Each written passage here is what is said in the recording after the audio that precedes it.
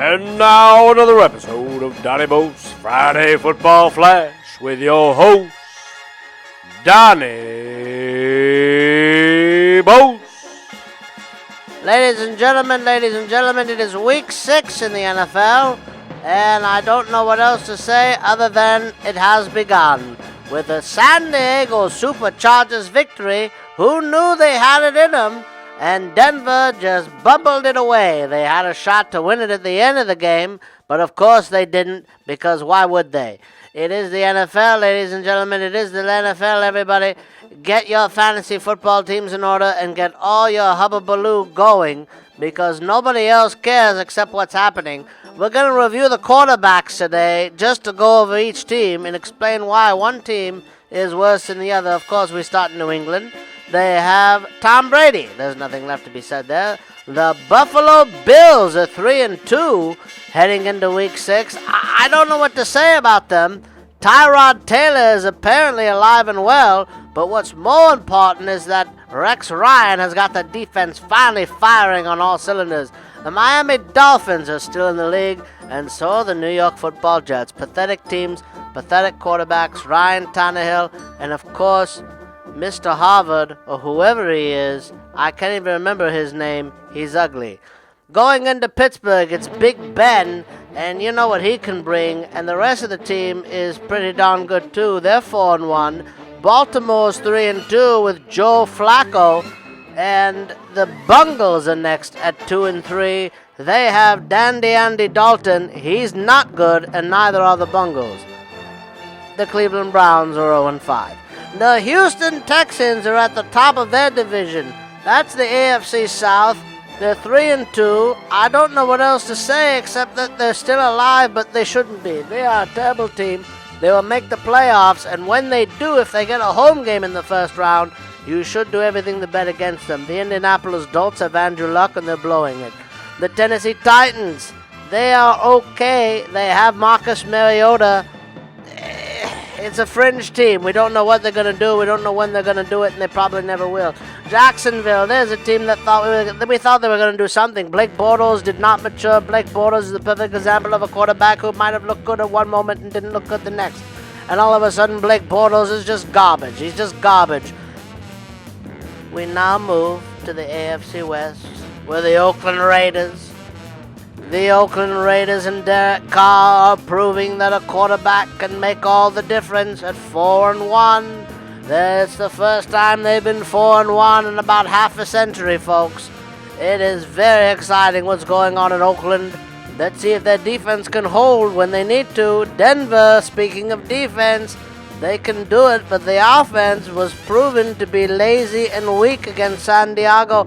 We said this just at the top of the show. Kansas City, of course, has Alex Smith. That is why they're 2-2. And then, of course, the Chargers, well, there's nothing to be said about them except they're going to choke because eventually, they're 2-4. They're not good. Dallas with Mr. Prescott. It now needs to be said that Tony Romo is done. He's finished. Tony Romo will never play in this league again. Mr. Prescott is in charge in Dallas. He's got everything going for him. He's got the footwork. He's got the look. He's got the homework. All of a sudden, Mr. Garrett over there is doing very well, and he's very happy. And Jerry Jones, of course, is doing backflips when nobody's looking. The Philadelphia Eagles have their guy in Carson Wentz. He might be the real deal, but again, we don't want Blake Bortles syndrome. We got to give him another season. Let's see what the Eagles can do with the rest of everything else going on. The Washington Redskins had high hopes on Kirk Cousins, but all of a sudden they realized that Kirk Cousins was not any good. And they're 3-2, and I don't know. I don't think they're going to carry it out the rest of the season. The New York Football Giants, of course, has Eli. They'll always be alive with Eli. I'm a big guy on Eli. I just don't think the rest of the team is any good. And, of course, Mr. Odell Beckham seems to be a flash in the pan here. Minnesota, 5-0. Watch out. They've got Sam Bradford in that trade. I'm getting a little choked up here because they don't have Adrian Peterson right now, but something's going right for them in Minnesota. Green Bay, of course, has Aaron Rodgers. They'll be all right. Detroit has Matt Stafford. They're 2-3. The organization is in shambles, but they're rebuilding. Chicago, we don't even want to talk about quarterbacks when it comes to Chicago. You're going to talk about quarterbacks in Chicago, you're just going to talk about diarrhea.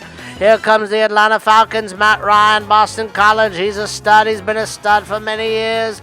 He knows what he's doing, and it's finally clicking over there. It's finally clicking in Atlanta. They have a Seattle coach. We forget his name because it doesn't matter. He's a defensive guy, so who cares?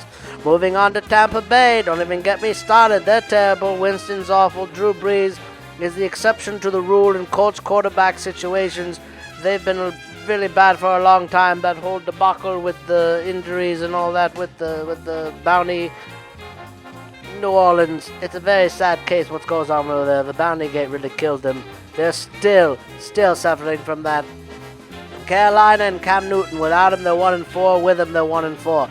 Seattle, they're okay, 3-1 on top of the division. Russell Wilson, he's not bad. The Los Angeles Lambs, they've got all sorts of crazy quarterback things going on. That's just how Jeff Fisher likes it, because he doesn't care about quarterbacks.